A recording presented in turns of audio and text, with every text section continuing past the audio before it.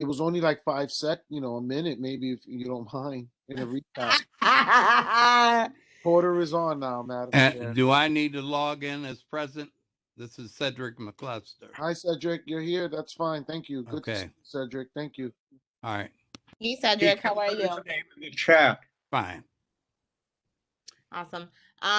Welcome to our education meeting. While we wait for our presenters to come on, I'll go through some of the items on the agenda in hopes that they can join us today and talk more about their program. So the next item on the agenda is old business. This is something we spoke about in our November meeting 2 years ago. For those of you that are new, 2 years ago, the Education Committee hosted a breakfast between the school leaders, charter, public, and parochial schools. And the idea was to hear from them and see how the community board can partner up with our local schools to ensure that our babies have the resources that they need, or, you know, be able to advocate and help the school in any way that we can. I wanted to resurface that again, kind of do like a part 2 to that, to continue to solidify our relationship with schools. But COVID has continued to be a thing in our, you know, in our city, in our state, and I wanted to move it more to be virtual. So a virtual Zoom meeting between our principals. I was hoping to schedule it by January now, but it's been super busy with things with COVID and my family as well. So I hope to get it done by no later than March. I was supposed to partner up with Jill from HPAC, but she no longer works for HPAC. And I'm working closely with Johanna to ensure that we're collaborating together, just to make sure that our voices are being heard, even though she's in pre-K. You know, her students go off into the schools in our district, and just vice versa. We're looking to ways to partner and to be able to help each other. And the hopes from this breakfast virtually is to get our principals to tell us what it is that they need, so that we can be a voice with them and a partner with them. With that being said, is there any new business, any updates, or any announcements that anybody would like to make, or any upcoming events happening that you would like to let the community board know about? I have an announcement.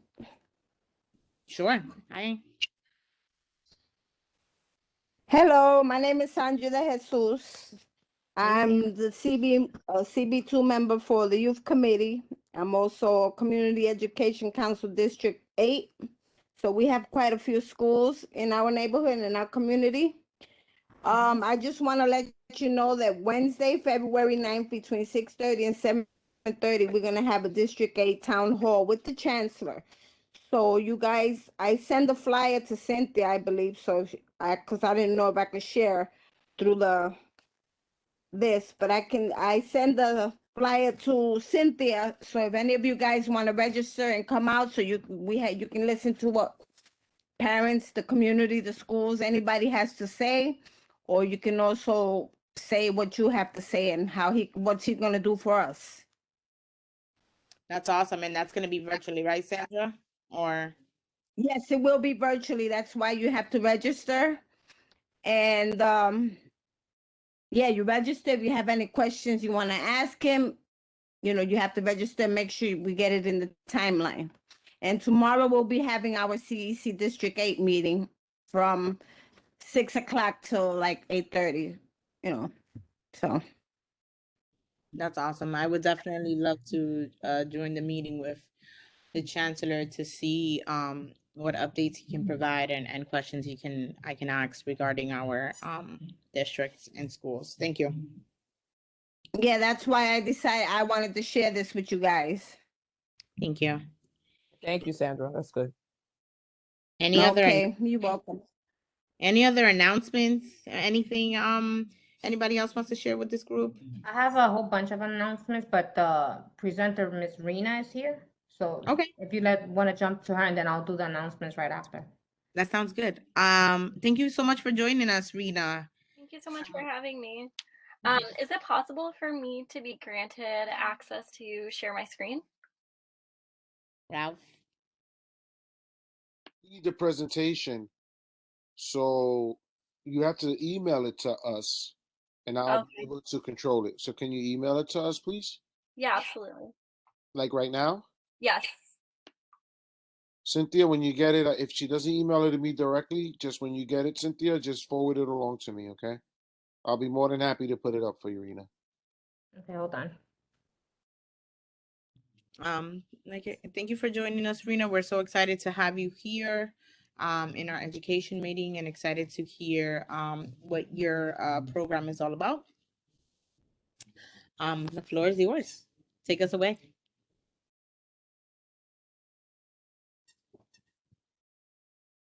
I think she's just waiting for the presentation. Let me see.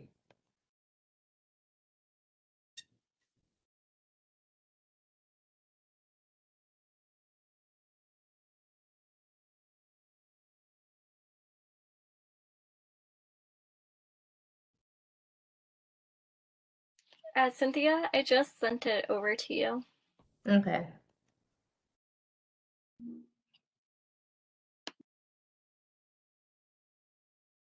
Rena, you're on. If you want to introduce yourself while I know you're waiting for the presentation to come in, but if you want to introduce yourself, tell us a little bit about yourself. Yeah, absolutely. So my name is Rena Madani, and I'm the executive director and co-founder of Start Lighthouse, which is a literacy nonprofit organization that is aimed at fostering childhood literacy through an intergenerational approach. I was previously a classroom teacher, so I've taught 10th, 3rd, 2nd, and 1st grade in the South Bronx, originally from Chicago, and I've been living in New York City now for the past 11 years. Nice. Nice. Yeah, And where is this located? Yeah, location, yes. it's gonna be in Yeah, the so, building. yeah, so we currently have been servicing 2 schools across the South Bronx. So we've been working with PS5 Port Morris and MS45. And we're on track to grow to 5 schools this year. Do you have the schools selected already, or you're like partnering? The hopes is to get the word out there to see if. Yeah, I mean, so we're still in early conversations with certain school partners, but we're ultimately aiming to just continue to build out our pipeline so that as soon as we have additional funding resources, we're able to grow to more schools, because the aim is to be able to bring this programming to every child in the Bronx. What email did you send it to, Rena? Because I still haven't received it in either one of my emails. Oh, got it. Never mind, it just got through. Okay. Okay, Ralph, I'm sending it to you now. I'm pretty sure you'll probably cover this in your presentation, but I was gonna say, how many children from each school do you service? Is there like a cap, or like? We actually provide programming for all the students that are enrolled in the school. So we've worked with schools as small as 200 students to now 900 students. Nice. And is this happening during school or after school? Yeah, so now it's happening actually during the school day. So it's actually integrated. So we have a few different offerings, which I'll speak more to, but they take place during the school day. And then we also have a curriculum that's actually integrated into the existing school offerings, and it's led by teachers directly. Nice. So then you guys will train the teachers, or just basically give the material off to the school in the school? Well, No, it's a combination of both. Since the curriculum has been designed in-house by our team of educators, we train the teachers that are preparing to build out these learning spaces in their classroom to make sure that they're well equipped to have the conversations that they're going to have with those students. Okay, great. Thank you so much for sharing. Well, we are Star Lighthouse. As I mentioned earlier, we are a literacy nonprofit organization that was actually born during the height of the COVID-19 pandemic. So we launched in March 2020 in response to widespread school and library closures across the community.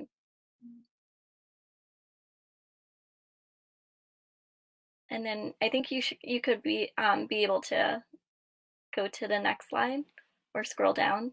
Or Yeah. just let me know next slide and I'll move it. Oh, okay. Yeah, I'll cue it up then in that case. And so we're looking to ultimately address childhood illiteracy, which we know is a problem in a community like the South Bronx. And the reality remains that there's only one age-appropriate book available per 300 children in a community like the Bronx, as opposed to 13 books in the homes of their more affluent peers. Next slide.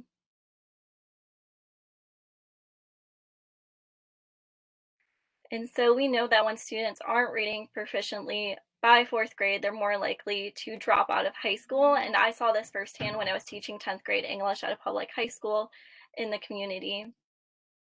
Next slide. And so that leads me to say that we're facing a national crisis. So in the Bronx alone, 278,219 students are not reading proficiently at the moment. And nationally, we're looking at 37.2 million. Next slide. And so we're not only looking to address a lack of access, but also a matter of representation, especially when it comes to diversity in children's literature. We still find that 50% of characters are white and 27% are animal/other. So there's such a small margin of books that truly feature and center BIPOC protagonists. And that's why, as an organization, we're so intentional about the literature that we're putting in front of our students, because our students deserve to see themselves in what they're reading. Next slide.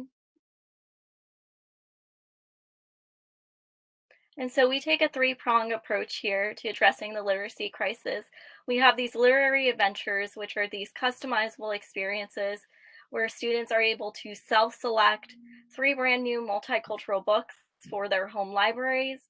And they also engage with local BIPOC authors and illustrators through interactive workshops.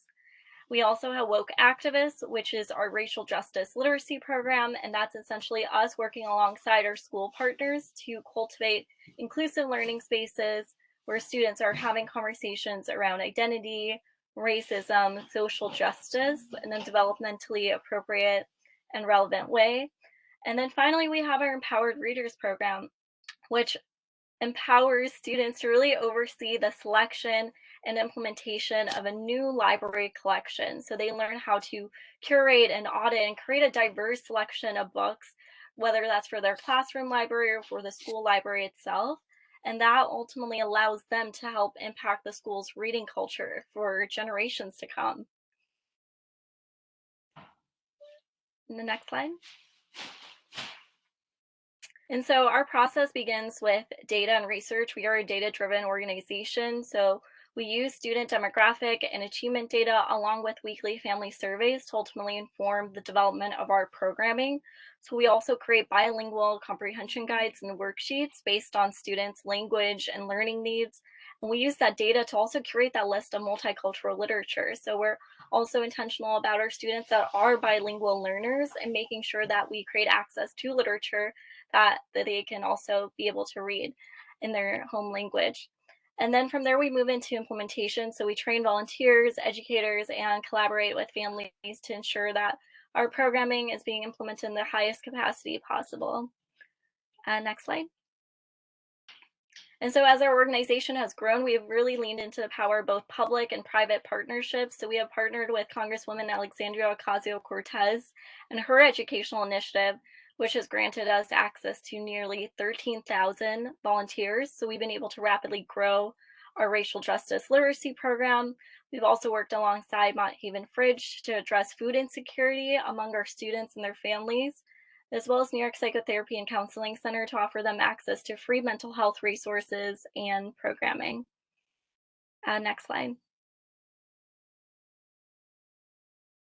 We've also worked with the following publishing houses, so Scholastic, Penguin Random House, Hachette, Macmillan, HarperCollins, Mascot Books, Compendium, to be able to really curate that list of multicultural literature for our students and their home libraries.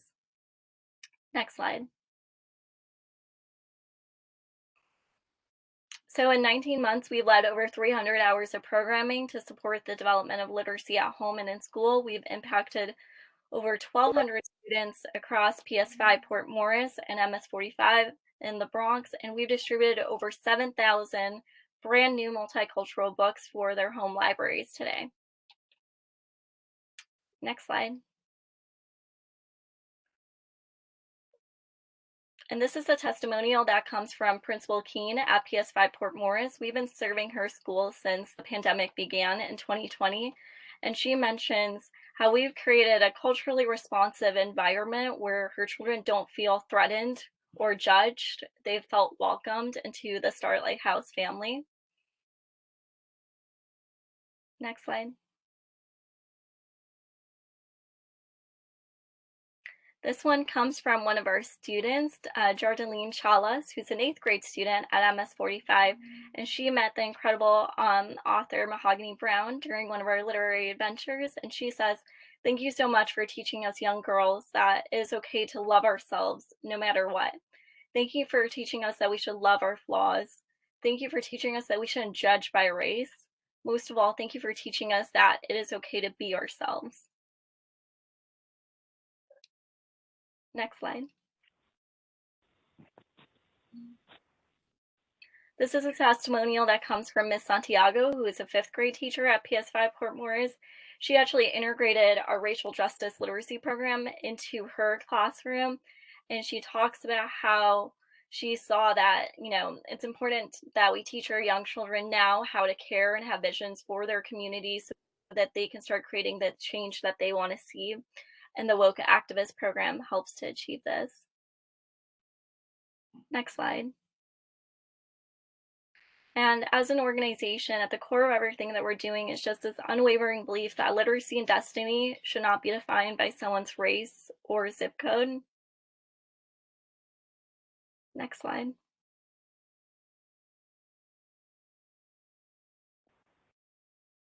And I'm proud to say we are a women-founded and women-led organization. So respectively, we have expertise across education, children's literature, the publishing industry, as well as healthcare.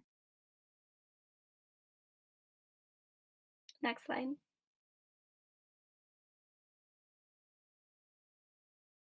And this is just, if you would like to connect with us further, you can find us on these social media platforms. Also have my phone number listed along with our email as well as our website. And next slide.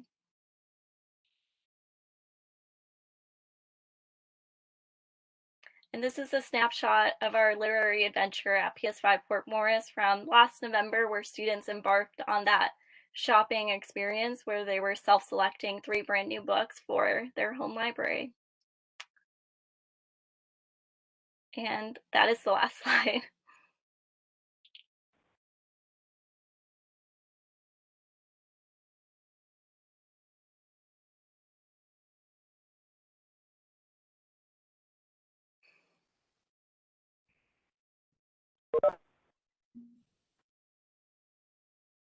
Great, thank you, Rena. Madam Chair, are you still with us? I am. I'm sorry. The Bluetooth in my car. I had to transition over. Thank you, Rena, so much for that presentation. That was awesome information. And I would definitely love to see schools in our community to be able to partner with you. I've been in education for a long time, and one of the things that did make me or intrigued me about education was the fact that, like, if a scholar doesn't know how to read by 3rd or 4th grade, it's a prison pipeline, and it affects a lot, mostly our community. So, Absolutely. Kudos to you for founding an organization like this to be able to help more scholars, and I hope that you can definitely get the resources and the grants that you need to be able to service more students, and hopefully we can close that gap. Thank you so much. That really means a lot to me. I just feel like, honestly, we're just scratching the surface. There's so many more students that we need to be able to reach in the community. Well, when I get in tomorrow, I'll print out your presentation and we'll post it on our social media. Okay, wonderful. Yeah, that would be great. Thank you, Cynthia. And we'll tag you to it so that way you can see. Okay, yeah, that would be wonderful. get some traction at least. Mhm. Thank you. Does anybody from the group have any questions that they would like to ask Rena? I do. How are the books selected? We are very intentional about the books that we're selecting. So we not only use the demographic data that we're given from our school partners, but we're also cognizant of various themes that we are putting in front of our students, as well as centering stories that do feature BIPOC protagonists that are actually written by BIPOC authors and illustrators.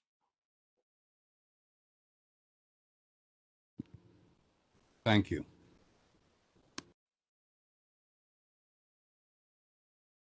Any more questions? Anybody else? No, but I'll also send this out to everyone who's on here today, as well as the people who are out, so they can have this as a resource. Awesome. Thank you so much, Rena, for letting us know about your program. Like I said, I look forward to seeing you partner up with schools in our community to make sure we are helping close that gap. I know that before Rena came on, we were moving on to announcements and new business. Anybody wants to give any announcements? Cynthia, I know you had a lot of announcements or some announcements. I have a couple. So like the Bronx River, they're doing the Bronx River Alliance. They have a 14-month paid internship. I have the flyer and the applications actually start today. They open today, so I will send all of this out tomorrow. Then we have the snow laborers that they can apply for at nyc.gov and it's $17 an hour. Grace Institute is offering trainings for free, and it starts February 3rd. It's 10 weeks of remote training, so I'll get all of this over to you.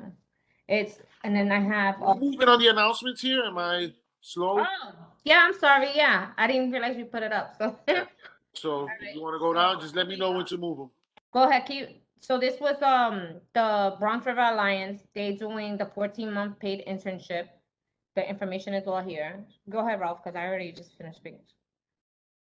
Do like 3 pages. That's the same thing. Go ahead. Keep going. Keep going. This is the Grace Institute that I just said. And then they're hiring over at, you can apply by February 15th. And it's for horticultural hands-on training. Go ahead, Ralph. Construction notice. So starting January 13th from 7 to 5, they're going to be eastbound, single lane closure. So we're going to be having even more traffic on the Bruckner. Go ahead, Ralph. You can bypass that.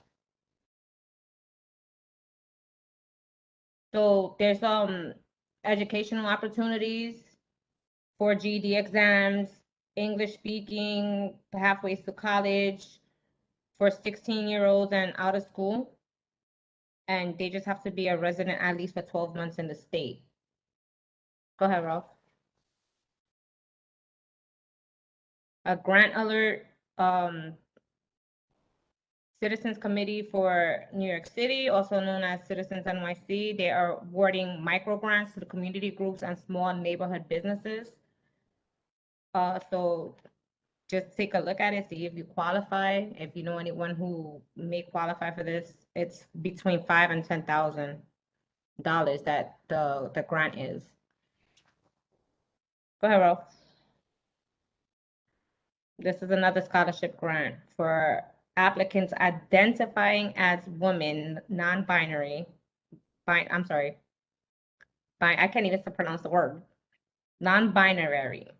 35 years and older, and they have to June 1st to apply. Well, I'm sorry. February 18th is the deadline to apply. Go ahead, Ralph. For the youth, The deadline February 25th to apply for virtual internship, $15 an hour. Applicants must be between 16 and 24 and live either in West Farms or Soundview area. It's Phipps neighborhood that is providing this. Go ahead, Ralph. You can skip that one. That's actually another snow removal one. So they're doing free construction training, L&M development for partners, and you can email them if you're if they're interested, if anyone is interested. The rest is pretty much, I can email all of this out, but it's pretty much just internships and job postings for as early as 16 years old until there is no age, but the earliest is 16. So and then for the final couple of pages is there are 3 scholarship applications on here, which take up the rest of the agenda. So I can email all of this tomorrow, but it's all educational and job notices for teenagers. So I can get, if you leave your information in the chat, I'll definitely email this out tomorrow. So where did you go? Where are you? There's also affordable housing applications. There's where you can, for the Bronx victim, the fire victim, where they're doing drives and you can donate. That's pretty much it. So any questions? 21 pages, Cynthia. I know, it's 78 pages actually. You gotta let Maria know that, okay? Okay, we'll go through it. Yeah, so I'll email all of this out tomorrow. I just think it's really good information, and this is the education to get to the youth. You know, they can start applying for scholarships, for work, internships.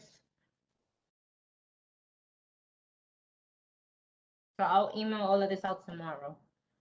I don't know if anyone else has any announcements or any other events that they know about.